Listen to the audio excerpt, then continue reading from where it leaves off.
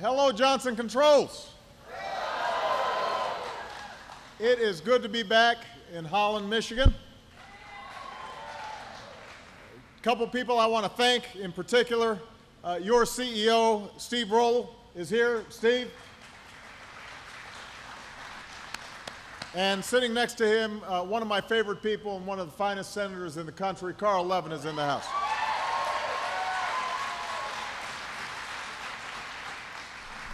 So I just had a chance to see what you guys are doing in this plant.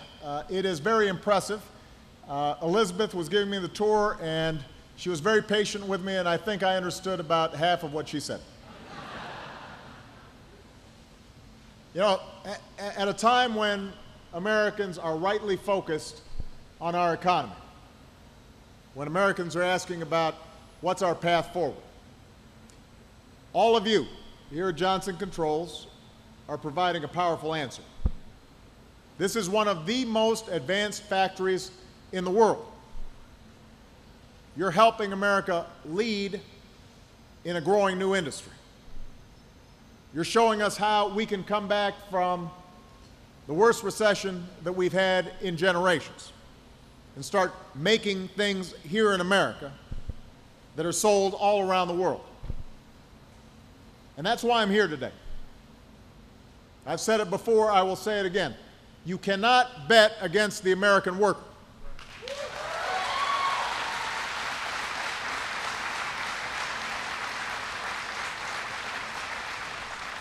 Don't bet against American ingenuity.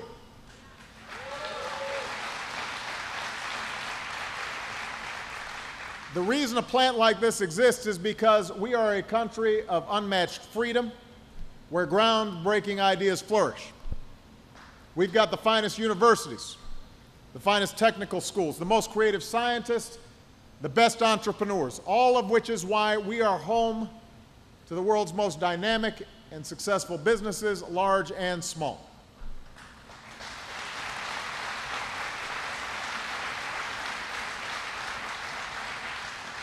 And that's why, even in these difficult times, there is not a single country on earth that wouldn't trade places with us. Not one. We've got to remember that. But we also know that we face some tough challenges right now. You know what they are. You live them every day. In your communities, in your families. You know too many people who are out of work. They're struggling to get by with fewer shifts or fewer customers. Paychecks aren't big enough. Costs are too high.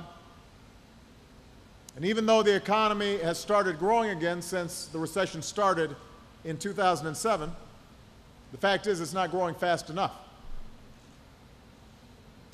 Now, some of what we're facing today has to do with events beyond our control. As the economy was improving and improving through 2009, 2010, the beginning of this year, suddenly it was hit with the unrest in the Middle East that helped send gas prices through the roof. Europe is dealing with all sorts of financial turmoil that is lapping up on our shores. Japan's tragic earthquake hurt economies around the globe, including ours, cut off some supply chains that were very important to us. And all of this has further challenged our economy.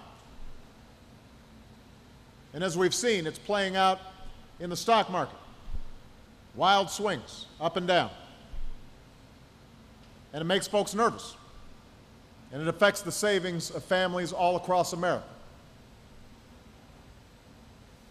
Now, challenges like these, earthquakes, revolutions, those are things we can't control.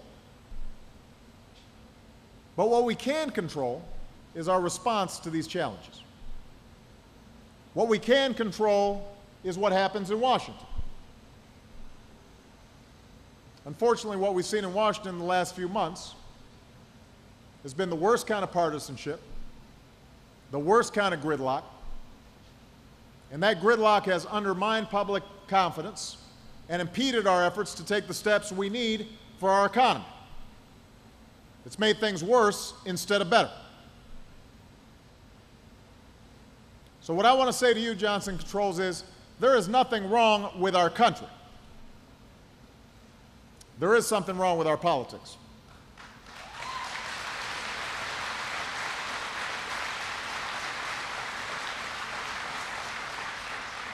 There's something wrong with our politics that we need to fix. We know there are things we can do right now that will help accelerate growth and job creation, that will support the work going on here at Johnson Controls, here in Michigan, and all across America. We can do some things right now that will make a difference.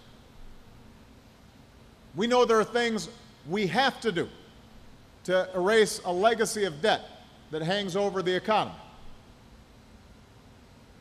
But time and again, we've seen partisan brinksmanship get in the way, as if winning the next election is more important than fulfilling our responsibilities to you and to our country. This downgrade you've been reading about could have been entirely avoided if there had been a willingness to compromise in Congress.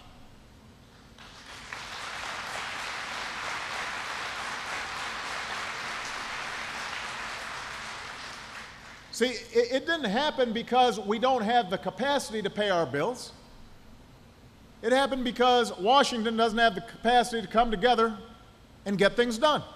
It was a self-inflicted wound. That's why people are frustrated. Maybe you hear it in my voice. That's why I'm frustrated. Because you deserve better. You guys deserve better. All of you, from the CEO down, are working hard, taking care of your kids or your parents, maybe both. You're living within your means. You may be trying to save for your child's college education or saving for retirement. You're donating to the church or the food pantry. You're trying to help the community. You're doing your part. You're living up to your responsibilities. It's time for Washington to do the same, to match your resolve and to match your decency and to show the same sense of honor and discipline. That is not too much to ask. That's what the American people are looking for.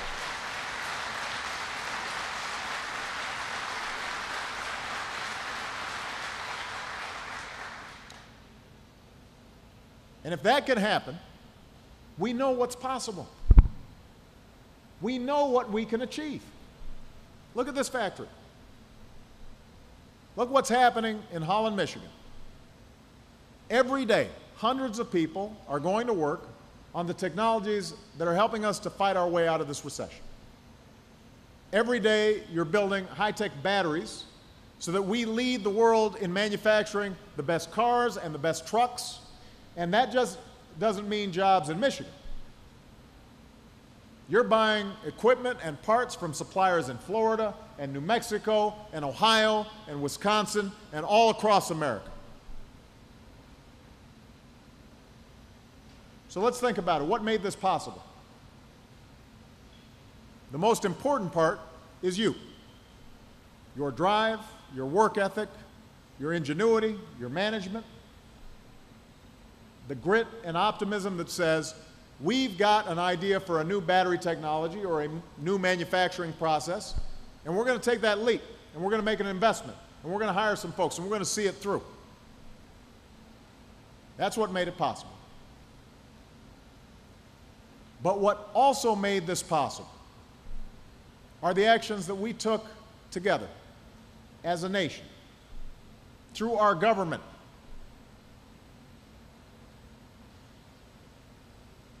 The fact that we were willing to invest in the research and the technology that holds so much promise for jobs and growth. The fact that we helped create together the conditions where businesses like this can prosper. That's why we're investing in clean energy. That's why I brought together the world's largest auto companies who agreed for the first time to nearly double the distance their cars can go on a gallon of gas.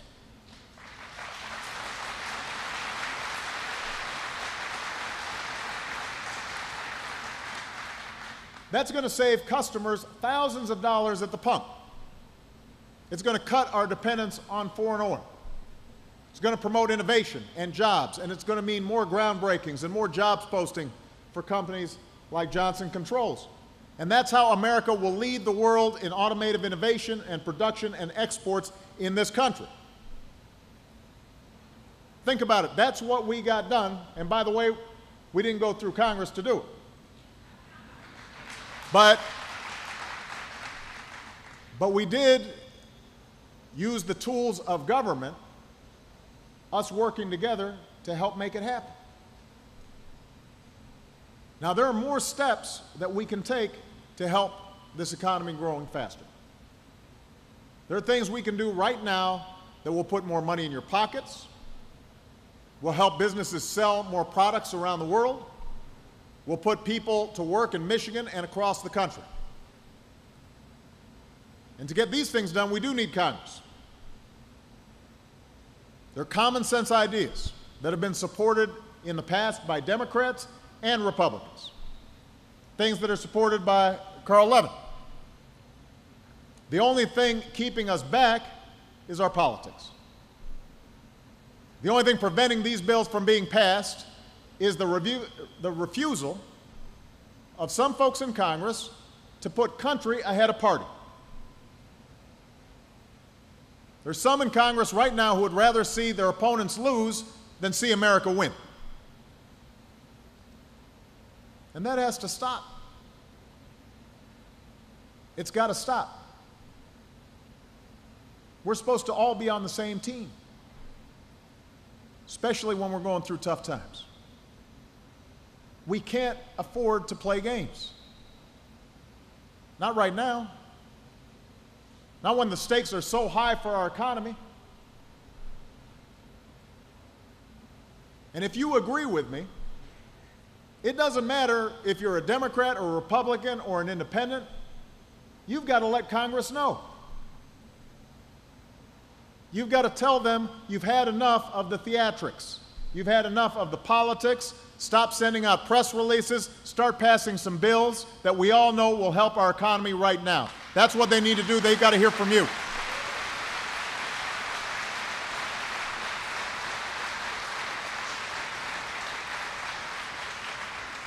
Let me be specific. I'll give you some examples.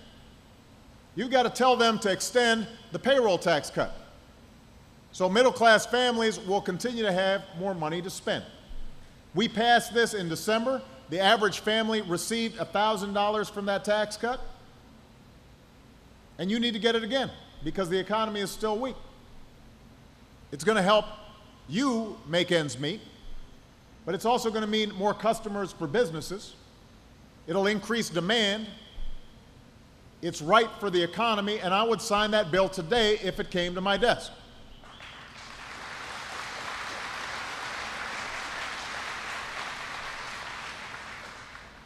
Tell Congress to get past their differences and send me a road construction bill so that companies can put tens of thousands of people to work right now building our roads and bridges and airports and seaports. I mean, think about it. America used to have the best stuff, best roads, best airports, best seaports. We're slipping behind because we're not investing in it, because of politics and gridlock. Do you want to put people to work right now rebuilding America? You've got to send that message to Congress.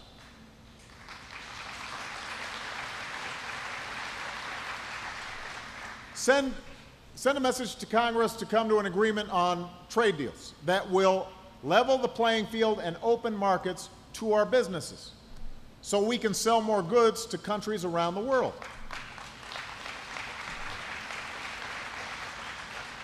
You know, we've got a lot of Americans driving Kias and Hyundais. I want folks in Korea driving Fords and Chevys and Chryslers. I'd like to see that.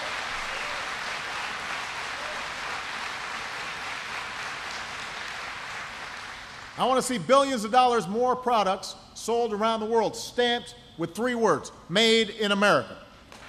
Made in America. Those trade bills are teed up. They're ready to go. Let's get it done.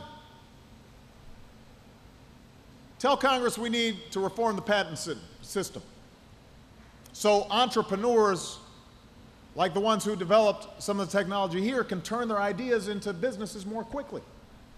So companies like this one can better compete against companies around the world. We shouldn't make it so difficult for somebody with a good idea to translate that into a business.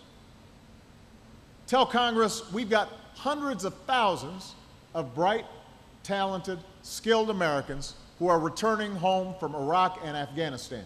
And I've proposed connecting those veterans looking for work with businesses that need their skills. You've got 24-year-olds and 25-year-olds that are leading platoons and handling equipment that's worth tens or hundreds of billions of dollars. And they come back here and they can't find a job?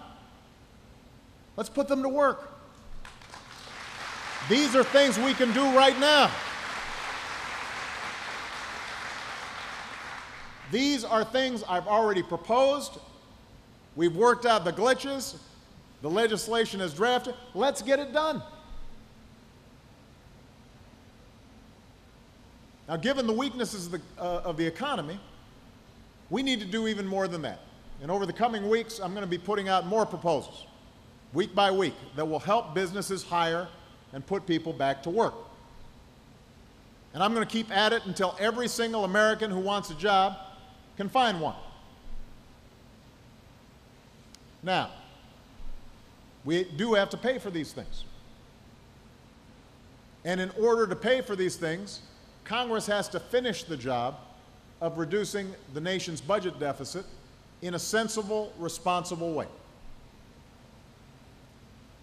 Not just with more cuts this year or next year. Those cuts would weaken the economy more than it already is. And we've already cut $1 trillion in what's called discretionary spending. What we need is a long-term plan to get our nation's finances in order. That's the only way we can invest in places like this. That's how we can fund the research at the Department of Energy. That's how we can fund the community college that trained folks to be able to work here. That's how we can fund the infrastructure and the technology that will help us win the future. By doing what you do, what families do.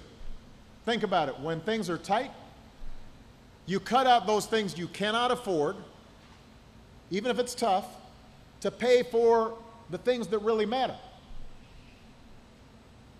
You don't cut out the college fund for your kids. You stop maybe going out as often. You don't stop taking care of your parent who needs care. You cut back on some of the things that you don't really need. The same principle applies to government.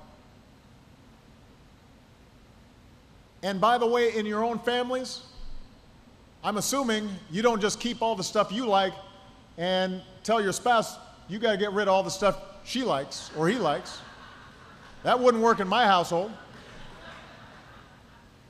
You don't just cut out the stuff that's important to you and or keep all the stuff that's important to you and cut out the stuff that's important for your kids. The same is true for us as an American family. We can't ask the people in this room, working families, middle-class families, to bear the entire burden. We're not going to balance our budgets on the back of middle-class and working people in this country. Everybody's got to do their part.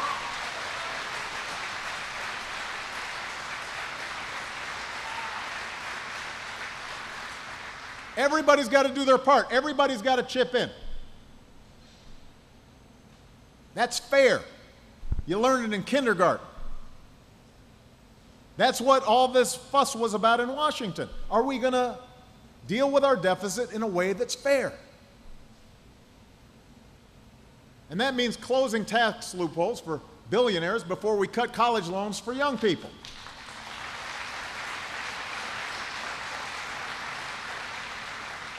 That means ending government subsidies for oil and gas companies that are doing very well before you cut health care for seniors.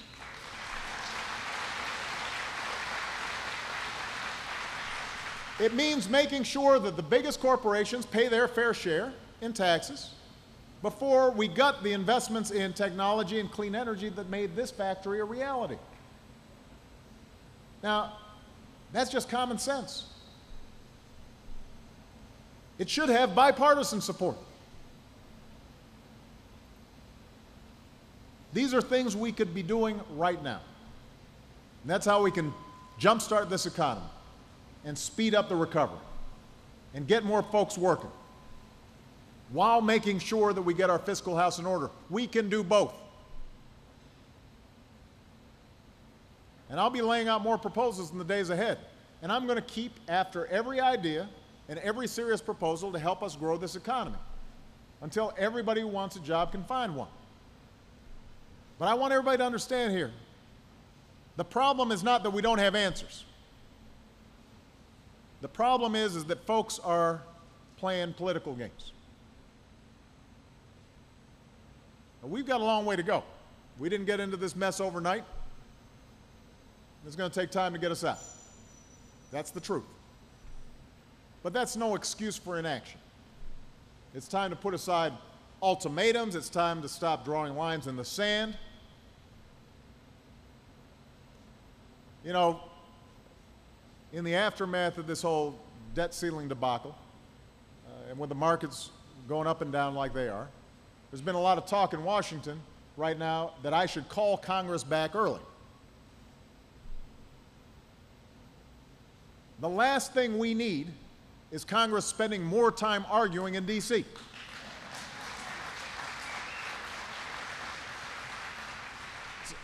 What I figure is they need to spend more time out here listening to you and hearing how fed up you are. That's why I'm here. That's why I'll be traveling to a lot of communities like this one over the next week. That's what Congress should be doing. Go back home, listen to people's frustrations with all the gridlock. Listen to how frustrated folks are with the constant bickering and the unwillingness to compromise and the desire to score points even if it's at the expense of our country. And if they're listening hard enough, maybe they'll come back to Washington ready to compromise and ready to create jobs and ready to reduce our deficit, ready to do what you sent them there to do. You know, America voted for divided government. And that makes it tough. You know, you got one party controlling the House of Representatives, another party controlling the Senate. So you voted for divided government. But you didn't vote for dysfunctional government. You didn't vote for a do-nothing government. You didn't vote for a government where folks are just looking out for special interests. You didn't vote for a government that is beholden to lobbyists. We've got a lot of work to do. And the only way we will get it done is if everybody, Democrats and Republicans, find a way to put country ahead of party. That's what I'm fighting for. I'm here to enlist you in that fight. You've got to hold everybody accountable, because if we can come together and find common ground, there is no stopping the United States of America. There is no holding us back. We can strengthen this economy, and we can put our nation back to work, and we can lead the world in growing industries, and we will make it through these economic storms and reach calmer waters stronger than we were before. Thank you very much, everybody. God bless you. Thank you.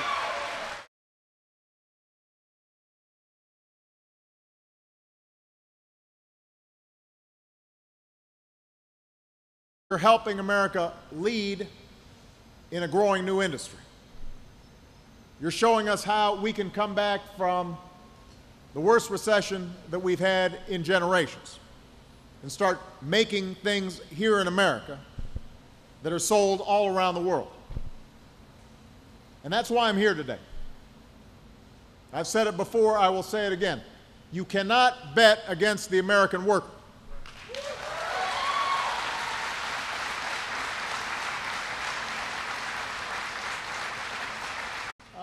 Hello, Johnson Controls.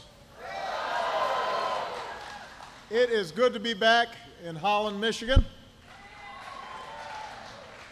A couple people I want to thank in particular. Your CEO, Steve Roll, is here. Steve. And sitting next to him, one of my favorite people and one of the finest senators in the country, Carl Levin, is in the House.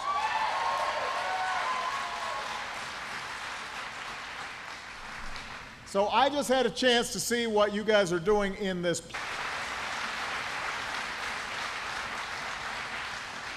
And that's why, even in these difficult times, there is not a single country on earth that wouldn't trade places with us. Not one. We've got to remember that. But we also know that we face some tough challenges right now. You know what they are. You live them every day. In your communities, in your families. You know too many people who are out of work. They're struggling to get by. Don't bet against American ingenuity.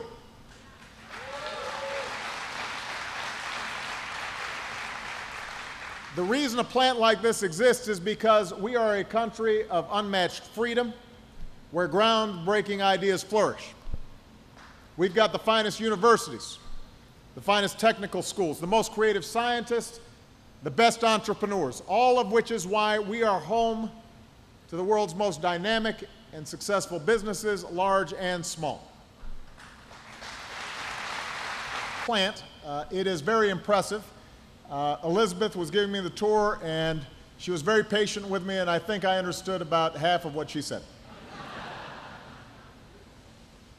You know, at a time when Americans are rightly focused on our economy, when Americans are asking about what's our path forward, all of you here at Johnson Controls are providing a powerful answer.